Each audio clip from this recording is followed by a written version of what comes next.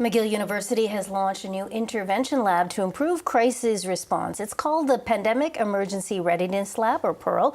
Its mission is to better prepare for pandemics and other emergencies, such as climate disasters and wars. So how will it do that? Dr. Prativa Baral is PEARL's Deputy Director. So good to talk to you in person. Likewise. Thank you so much for having me. So this lab emerged out of the lessons learned from COVID-19. Mm-hmm. That's right. Yes. How will it work then? Yes. So basically, we realized during COVID that we tend to be focused on this panic neglect cycle, right? We're never prepared for the next thing. And so there's a lot of things that the frequency of emergencies coming our way, whether it's climate, whether it's pandemics, whether it's new viruses, keeps increasing. And we wanted to create a lab that would be able to prepare our societies to better respond and better prepare for these emergencies. Now, there were experts who thought that COVID-19, it was really nothing compared to the effects other future crises could have. That sounds a bit alarming. It is. So the issue is we often tend to be focused on the last big shock, right? The last pandemic bias, the last emergency. But you actually never know what the next virus will look like. You don't know what the next emergency looks like. And so we want to put into place systems that will be able to allow us to be resilient, to be better prepared, and to respond irrespective of the type of emergency that comes our way. And that's kind of what PEARL is about. Okay, I was hearing like you want to get more scientists on board, but as well as some kind of a civilian reserve. Yeah. What is that? So that's one of the projects that we're planning to work on. Oftentimes when there's an emergency, we tend to go to the military, and they did such a fabulous job during COVID, helping us with the long-term care homes, for instance. But really, they should be used as a last resort. They're trained for tons of things, and we shouldn't necessarily be going to them as our first resort.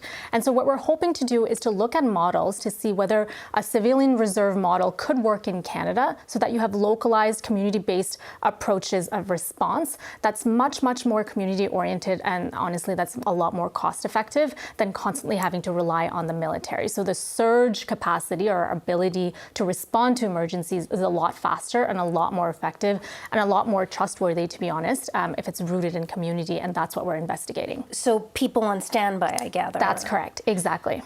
I think there was a lot of frustration during the pandemic about understanding the science, and the science was evolving, right? At first, not sure about wearing masks, then you wear masks, you know, when to open up. So how do you communicate that? And there was a lot of mis and disinformation out there. So how do you navigate through all of this? Like speaking to people, to saying that science evolves, here's what we know, here's what we don't know, and then all this mis and disinformation out there. Yes, so at PEARL, one of our flagship streams of research is on mis and disinformation. And I should say everything that we're doing at PEARL is very applied, so practice-oriented and research. We saw during COVID that, you know, for the first time, the scientific process was being seen publicly. And that's kind of how the science works, right? You have a hypothesis, you test it out, you see that it doesn't work, and then you keep iterating until you get closer and closer to a quote-unquote truth. That's hard to do during an emergency because people want certainty, but science doesn't necessarily always provide certainty, especially when there's a virus that keeps evolving. And so the communications aspect has to be slightly shift as a result of that. I think a lot of the lessons that we learned was, you know, as scientists communicating to the public, if we didn't know, it's way better to come out and say, we don't know, but this is what we're doing to figure it out.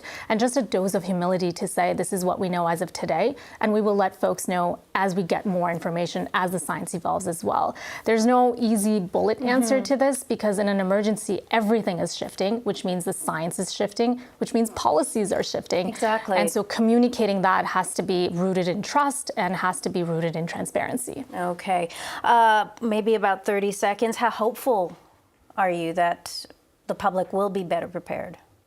Well, that's exactly why we have PEARL. We're hopeful, but we can't just rely on hope, right? And that's kind of why the lab was designed, so that we have systems in place, so that we're not just hoping for hope, but have actual systems in place for the next big one. Well, prepare for the worst, hope for the best. Exactly. Okay, Prativa Baral, so glad to have you with us. Thanks for having me.